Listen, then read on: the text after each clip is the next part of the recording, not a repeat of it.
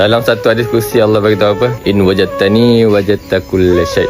In faqadtani faqadta kulla syai'. Kalau kau dapat aku, kau akan dapat segala-galanya. Dan kalau kau hilang aku, kau akan hilang segala-galanya.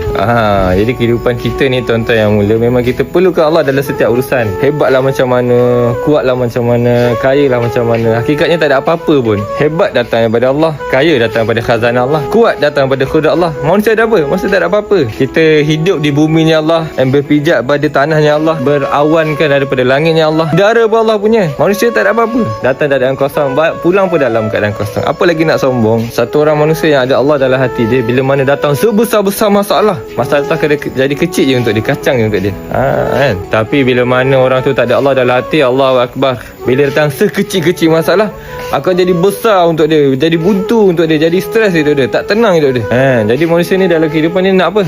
Nak ketenangan je, tak ada apa-apa pun. Jadi insya-Allah kita perbaiki dengan kita jaga solat kita dulu dengan Allah. Jaga solat 5 waktu dulu, subuh, zuhur, asar, maghrib, isyak.